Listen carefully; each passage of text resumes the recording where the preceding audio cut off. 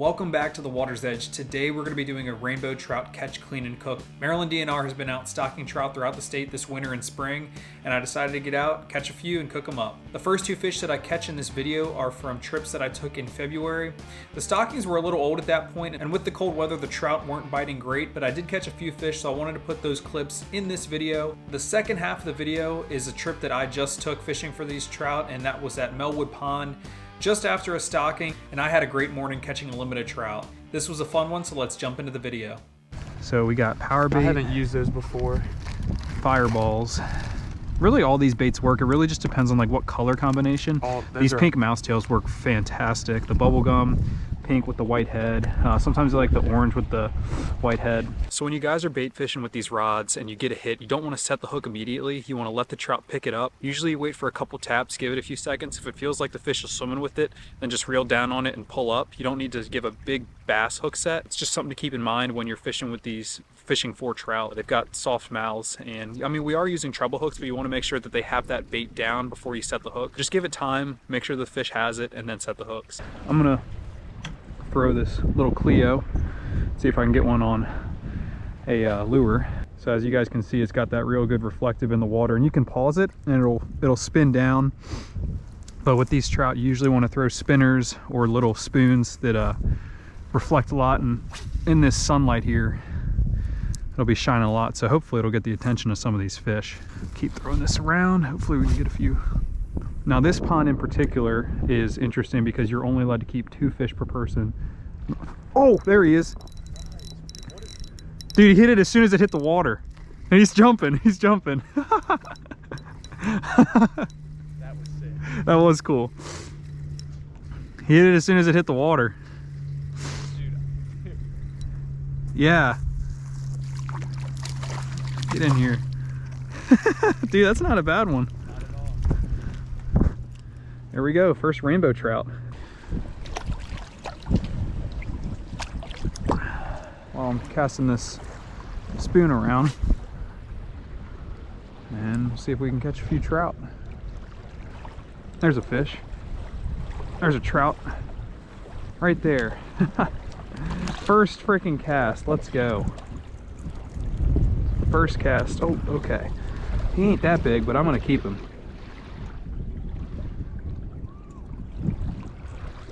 First cast. He hit it pretty close. Let's go. There we go. Put him on the stringer.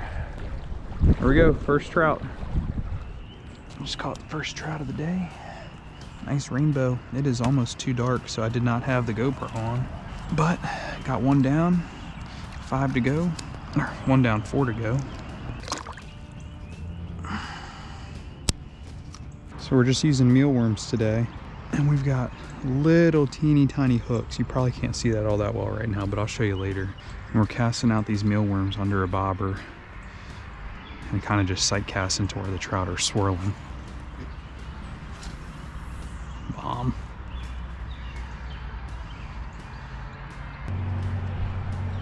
Mr. Bluegill. His friends are never gonna believe this story.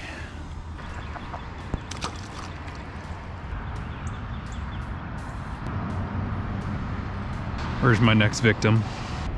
I picked the rod up because the line went slack. I got hit. Oh. Dude, it was on the front. That's a big one. Of course I get hit on this and then my bobber goes down.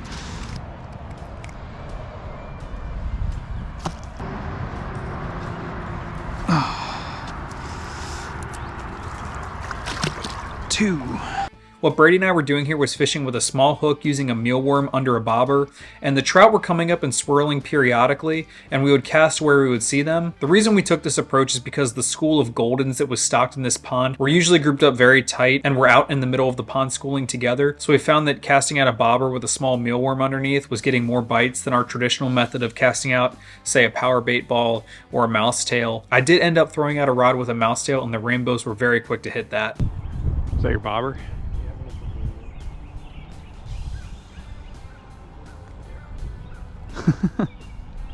Brady's on the board with a bluegill. You can get a fillet out of that.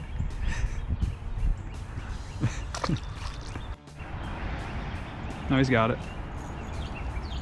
He's got it.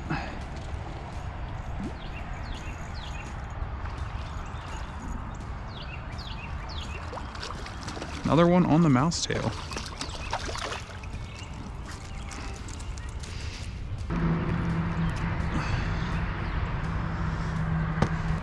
Number 3 going on.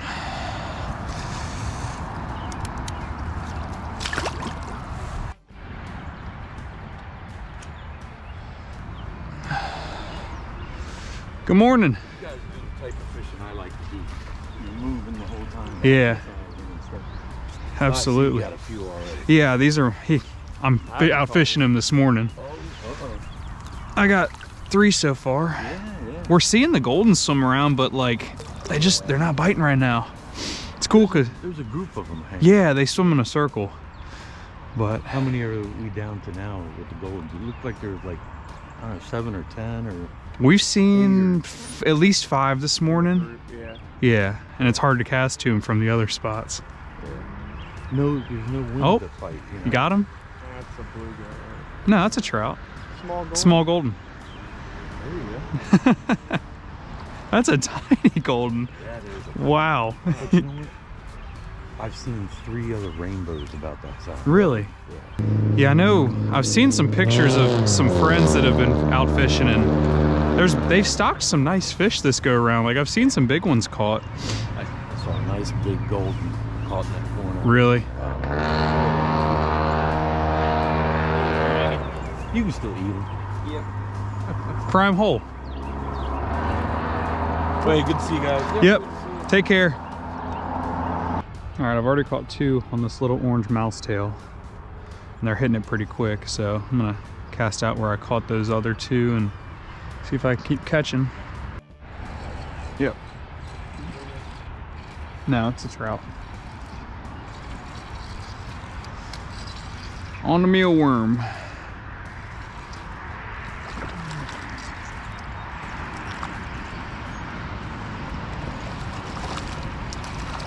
Oh, and he got off, bro.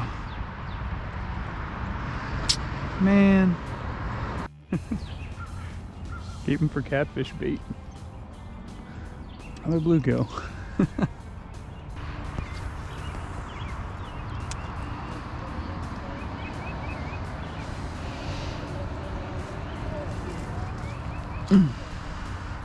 Oh, whoa. I was getting ready to reel it in.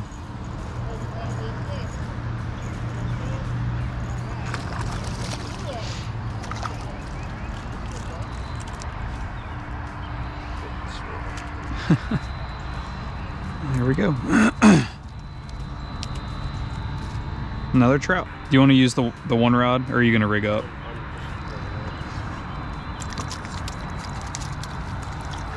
Number 4. Yeah. Dude, I couldn't even hit him. That might be my last trout. Yep. Alright, remember.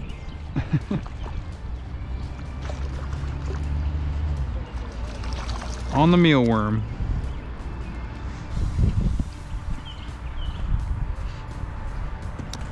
On the mealworm. Trout number 5. Unless you want to try and catch one in the next couple minutes.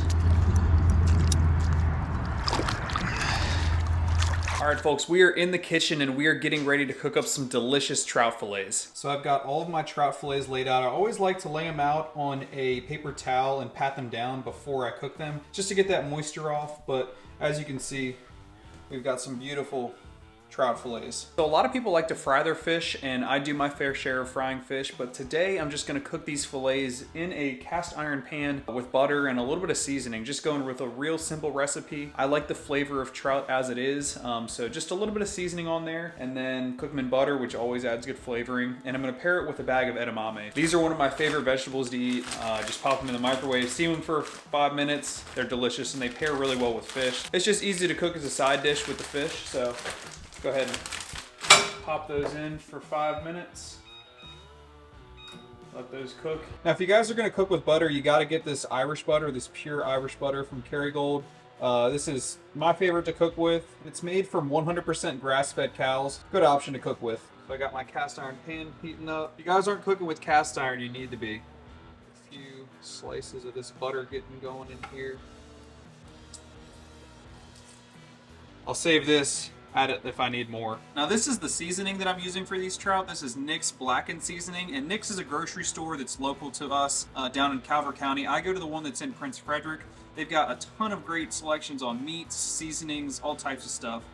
Definitely check out Nick's if you guys are in the Southern Maryland area. All right, you can see we got that butter nice and hot. Next step is to add in some of the fillets. I'm gonna do a light coating with the Nick's Blackened Seasoning over top the fillets first before they go in the pan.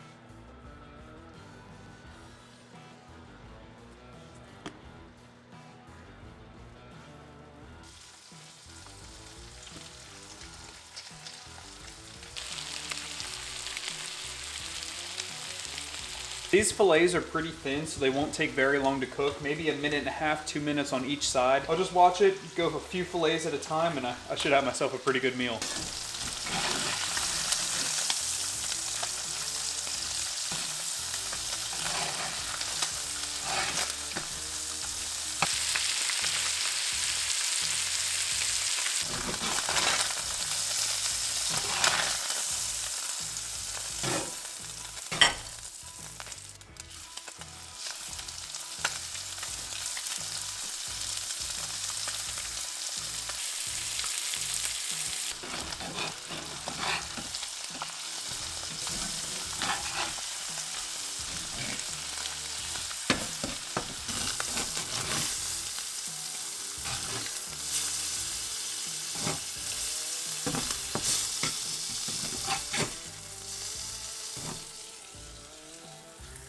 One last thing that I like to add is a little bit of lime juice. So it's really your preference if you want to add a little bit of lime or lemon, but I like a little bit of lime juice on my fish.